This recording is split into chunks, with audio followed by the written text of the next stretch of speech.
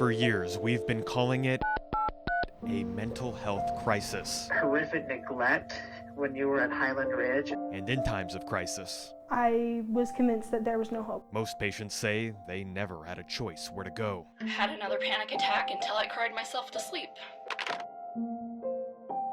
From the whole start, I was like, they're just doing the bare minimum. Last November, Courtney Holder White checked herself into Highland Ridge Hospital in Midvale. I went there for treatment of post-traumatic stress disorder, and I was traumatized the whole time I was there. Immediately, she says she noticed differences between this facility and the others she had been to. It was night and day. It was so unfair, and I felt so powerless because I know better. Courtney is also a nurse. She does not work at Highland Ridge, but once she checked in as a patient, she says she had no choice but to start acting like an employee. There's so much that went wrong there. Instead of worrying about herself, she described taking care of other patients. I can imagine witnessing some of that. And calling police to report the conditions inside. One patient in particular she suspected was being over-medicated and neglected by employees who did not wash or change her.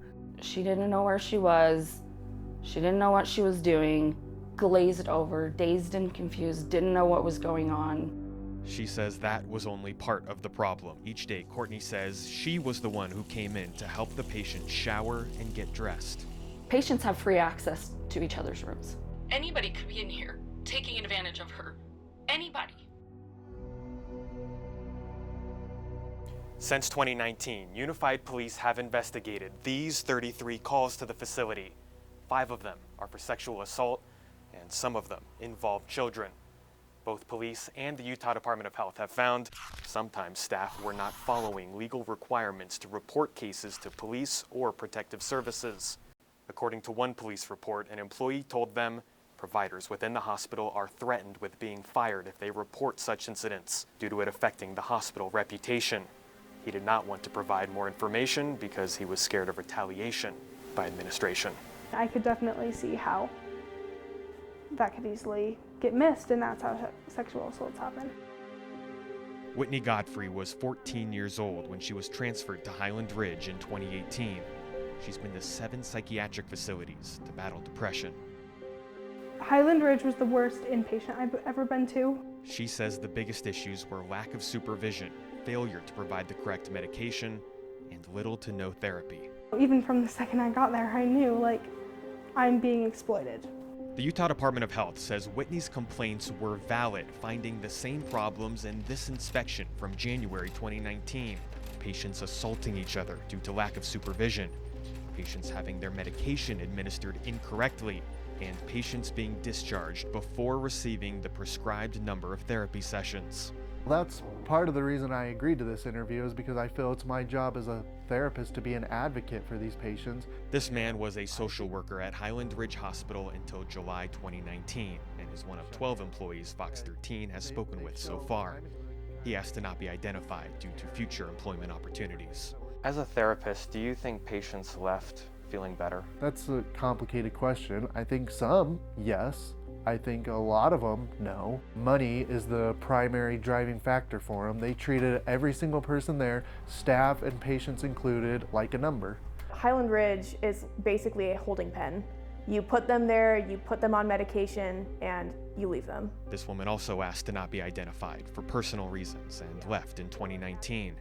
She worked as a technician and believes the hospital was unsafe for patients and staff. Were you guys trained on how to do restraints properly? Oh, no. There was a time where we did that sitting chair restraint, and the patient actually slammed their head to the side, and it gave me a concussion. I ended up having to go to the ER after my shift. According to the Department of Health, technicians are supposed to check on patients at least every 15 minutes.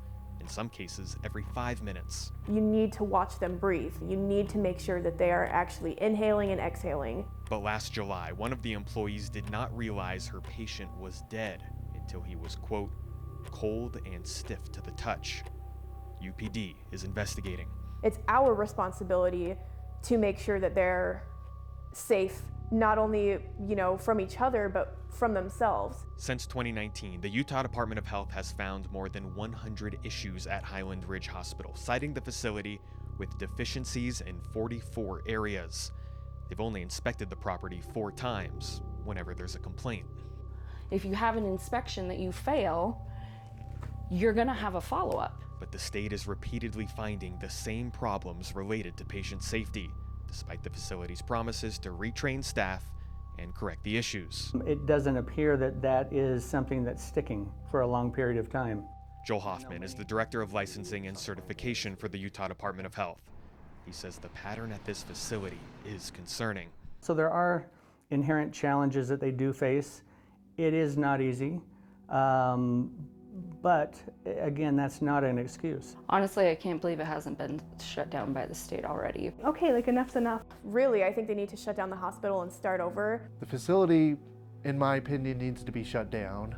But the Department of Health says because Highland Ridge receives Medicare and Medicaid funding, only the federal government can start the process of revoking the facility's certification. Since 2019, the feds have threatened to do it 6 times. I think it really just comes down to lack of training and being understaffed. Highland Ridge has also had its state license revoked twice since 2019, but in each case, the hospital was given a conditional license and reissued a standard license once administrators corrected the problems. If you don't have enough staff, reduce your clientele a little bit. Once they show correction, then we allow them to operate unless something else comes up. Mental health patients are taken advantage of by the systems that are supposed to help them and fail to protect them. Earlier today, we received an email response from Highland Ridge Hospital, which said, in part, in each of the instances cited in your report, deficiencies were addressed and systems put into place to ensure ongoing compliance with regulatory standards. Highland Ridge is fully licensed and currently operates with no pending regulatory restrictions or outstanding deficiencies. The CEO also says he believes a small number of disgruntled former employees are trying to damage the hospital's reputation.